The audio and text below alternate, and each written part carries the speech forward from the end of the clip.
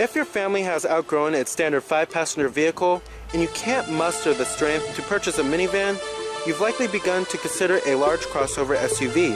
With better fuel economy than a truck-based SUV, 3-row passenger utility, and respectable towing prowess, the 2015 GMC Acadia is quite capable and appealing. So, let's go ahead and check it out. Now essentially, the GMC Acadia was last heavily updated in 2013, and what they did in 2013 is they introduced some new taillight designs, new headlight designs as well, some LED daytime running lights for a much more premium look, and then they also redid the interior that was very much needed and added higher quality materials, and they also added more features on the car as well. However, the GMC Acadia in this body style has been out since 2007, so it is getting slightly dated in this body style. Now the Acadia slots between its platform mates, the Buick Enclave and the Chevrolet Traverse in terms of luxury and price, but it's still considerably well equipped and seriously spacious. Now as far as styling goes on the vehicle, I think it's better looking than the Traverse and the Enclave. I just think it looks much more sharp than the Enclave. For my personal taste, the Enclave is too bubblish. This one is a little bit more sharp and blocky, and I kind of like that about the Acadia. But those LED daytime running lights do give the Acadia a much more premium presence, and I love the nice rectangular GMC grille. Now essentially we have the base trim, and it's called the SLE1, and it comes pretty well equipped with a standard rear view camera, standard Bluetooth streaming audio, as well as a touchscreen radio. Now since we have the base trim, here's the key fob design for the vehicle. Now I do expect a lot more, especially nowadays. This looks like it came straight out of the early 2000s on one of their GM's vehicles out of the early 2000s. But I do expect a switchblade key, especially nowadays, even for base trim models. But of course, if you go to the higher end trims on the Acadia, you definitely get a nicer key. But you do have your unlock, your lock, and then your panic button. And then this is what you put into the ignition right here. So very basic looking. Now it's a quicksilver metallic exterior with chrome door handles. Smart key access is available on the Acadia. It does have a black cloth interior. Manual driver's seat adjustments.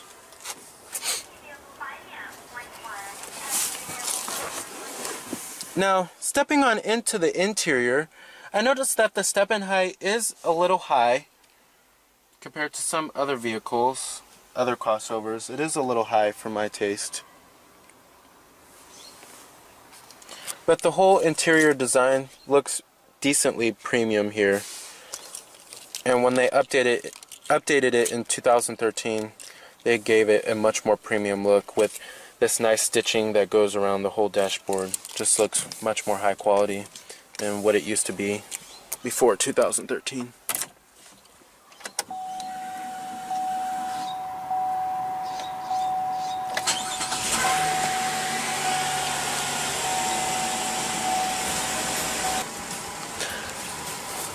Now you do have a full leather-wrapped steering wheel, even for this base trim Acadia. Coming to your transmission, you have a 6-speed automatic. Pretty standard stuff here. Manual shiftability too, but don't expect to find paddle shifters. Putting the vehicle into reverse displays your rear view camera, of course, and you do have guidance lines and trajectory.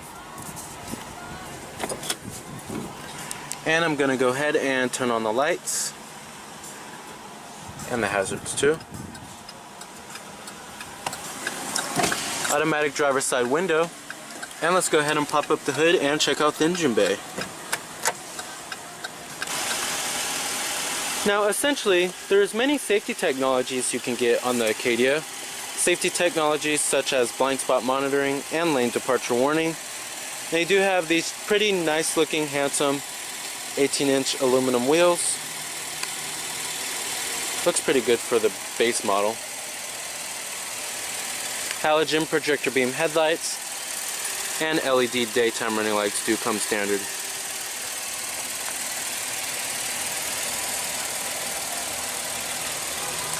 Pretty bold looking front end, pretty stylish as well. Now essentially, every 2015 GMC Acadia is powered by a 3.6 liter V6. In the top Denali trim, it produces 288 horses and 270 pound-feet of torque. While in the SLE, like how we have here, in the SLT trims, it produces 281 horses and 266 pound-feet of torque. Now, the 6-speed automatic comes standard, and front-wheel drive is standard as well. All-wheel drive is optional on the Acadia. Expect EPA estimates of 16 in the city and 23 on the highway. Now, trims of the GMC Acadia start at the SLE1 trim like how we have here, and that starts at $33,975. And then you have the SLE2, which starts at $36,305. And then the SLT1, which starts at $40,570. The SLT2, which starts at $41,845. And then the top of the line Denali, which starts at $47,440. Now, competitors of the Acadia are its platform mates, the Chevrolet Traverse and the Buick Enclave. But I feel like the main direct competitor of the Acadia is the Ford Explorer. But there also is some other competitors like the Toyota Highlander, Honda Pilot, and maybe the Kia Sorento.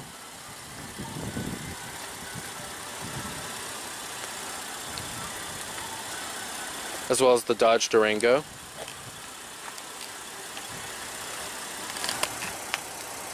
Overall, it's pretty handsome looking.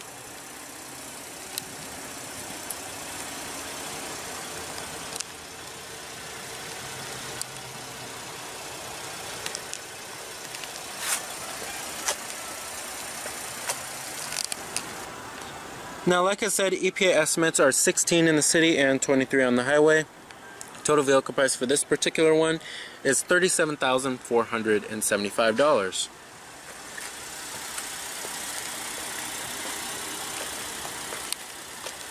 You have a roof rack at the top too. Coming to the rear, you have full LED tail lamps. Gives the Acadia a much more premium presence. Rear parking sensors too. This one also does have all-wheel drive. You also do have a rear window wiper with a rear window defroster as well, and an LED third brake light at the top.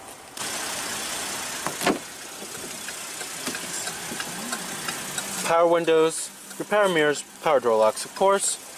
Armrest is also nice and soft to the touch, and it's soft to the touch on the mid door panel and the upper door panel too.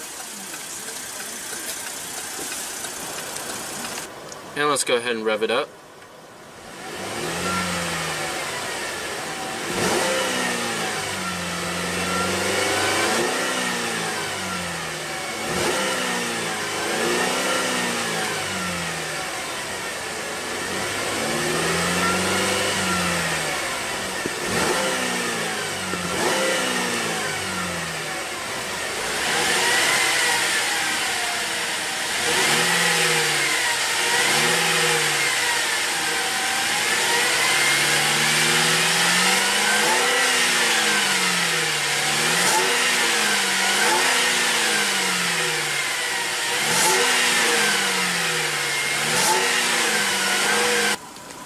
Nice.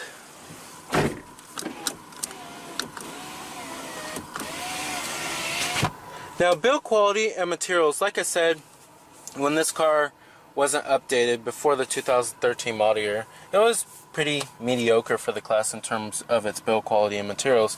However, when they updated it, like I said, it was vastly improved. You have nice soft touch materials up here on the upper door panel, nice and stitched too, up here on the dashboard as well. Everything almost is pretty nice and soft to the touch, and in the most important places as well. And build quality, I don't find that many panel gaps. Overall build quality is pretty excellent too. Now, coming to the steering wheel design, I personally think the steering wheel design is getting a little dated. You have your cruise control buttons over here. Over here you have your steering wheel mounted audio controls and your Bluetooth phone controls. And you also do have a manual tilt and telescopic steering wheel as well. Now coming to the gauges, I love the gauges in the Acadia. I love the red needles and then the white font around them. It gives a very good contrast here. And then the red needles also matches the interior color, like the lighting around the touchscreen radio.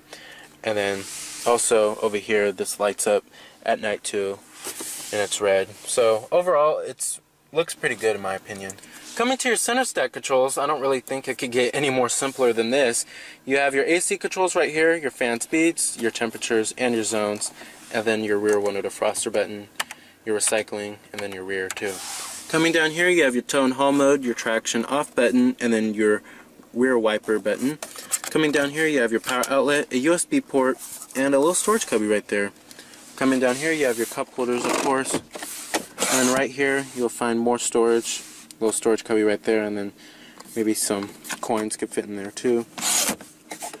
Coming right here, you have your center console lid. Feels very solid, nice and stitched, very high quality too. And it slides forward and out. And then coming right here, this also opens up another storage cubby right there. Coming up here, of course, you have OnStar auto dimming rearview mirror too. To your illumination lighting. Headliner is also pretty high quality too. Now as far as the way the Acadia drives, it delivers a nice balance between secure handling and a comfortable ride. Even so, you're always aware that this is a large, heavy vehicle, and it feels a little more cumbersome in the parking lot and in around turns than other three-row crossovers. Now as far as visibility goes in the Acadia, most three-row SUVs have pretty extremely limited rearward visibility, and the Acadia is no exception. As such, the standard rear view camera is a huge help in the Acadia. And there's a generous amount of glass area in the front, and the outward visibility isn't that bad, but it's really the rearward visibility that's probably going to be a pain. But like I said, a standard rear view camera definitely does help a lot. Now, our base SLE trim doesn't have it, but there is one innovative feature that the Acadia does offer, and that's the front center airbag that inflates between the driver and the right front passenger for additional protection in a side impact collision. Pretty innovative feature there. Now, front occupants in the Acadia will definitely enjoy abundant headroom and legroom as well. And then coming to the seats are also pretty comfortable, great for long road trips. However, there's not a whole lot of support, but I have to say, it does offer a lot of thigh support. It's actually very comfortable. I could take this car on a long road trip and be very comfortable driving it. Now let's get to the touchscreen radio. Like I said, this is standard right here. The touchscreen has pretty crisp and clear displays here, and the responsiveness is also pretty good too. But basically, you can go to your home button. You have your AM, FM, XM satellite radio, your optical disc drivers right here, and then you have your aux input right there. And you have Bluetooth streaming audio on this bad boy too. And then you can customize your home page, and then restore the home page defaults, and then sort it out too. And then you can favorite your radio station, what radio station you want. Your presets.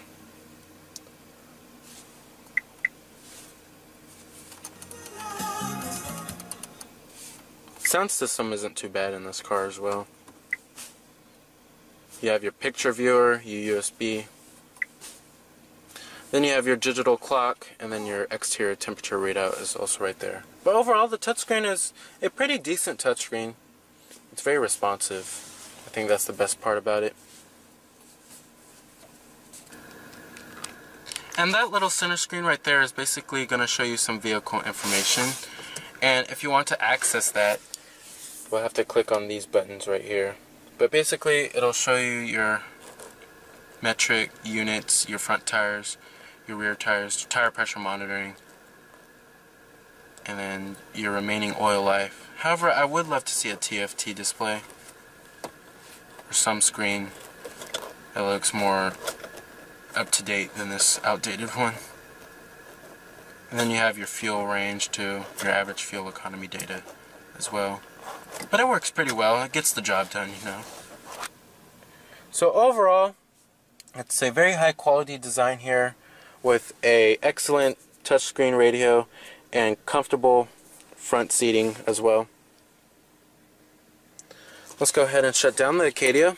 Let's go ahead and check out the rest of the SUV, including the cargo capacity as well as the rear seat passenger space.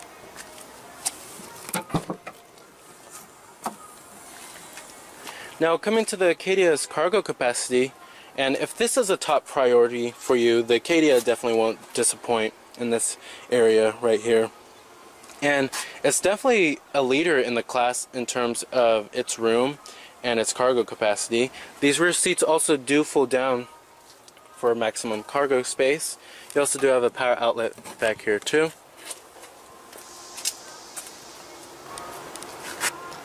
But overall, there's enough room for your kids' items.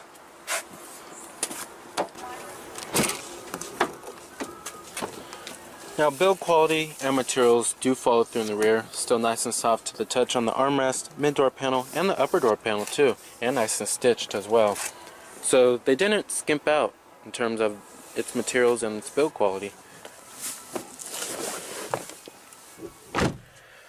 Now, sitting back here, I do have one complaint, and it's the thigh support. The thigh support is nowhere near as good as the front seats. And the seats are decently cushioned. However, I would like to see a little bit more cushion to them. They're slightly firm. But you do have a armrest with cup holders and a little storage cubby, center storage right here. And then coming right here, you have your AC controls for the rear, and then your interior illumination lighting back here. Now, as far as legroom goes, I can't complain about legroom, and that's very important. I have actually the driver's seat all the way back, and this is where my driving position would be at. I'm about 5'11", and I still have a decent amount of legroom, so I'm very comfortable in that regard. Now, you also do have dual map pockets back here too. Alrighty. Now, to get into the rear, just pull this right here and then slide the seat forward. Easy as that. Now, if you're definitely looking for the most room out of a 3-row crossover large SUV, you're definitely going to want to get an Acadia, Traverse, or Enclave. Sitting back here in the 3rd row is actually not too shabby, and it's actually better than a full-size traditional SUV.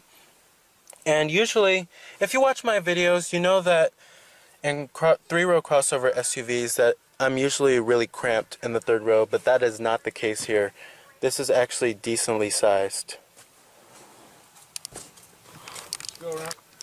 And also, the seats are actually not too shabby as well, and they have an okay amount of support for the 3rd row, as well as thigh support too. And there's actually leg room to spare back here. That's how you know it's roomy. And then you also do have a cup holder right here, and then a little storage cubby right here. So overall, if room is a top priority in a 3-large crossover SUV for you, the Acadia definitely won't disappoint in that regard. Alrighty. It's also very easy to get out of the 3rd row. Just pull this and then slide it forward, and it's easy as that. Very easy access, ease of ingress into the 3rd row in the Acadia. Full manual passenger seat. Your glove box compartment, nice and damp too. Pretty high quality. Alrighty. So with a big cargo hold, a comfortable ride, and generous standard features, the 3-row 2015 GMC Acadia meets the need of crossover SUV shoppers. It's one of my top picks. So remember that this is Cameron Birch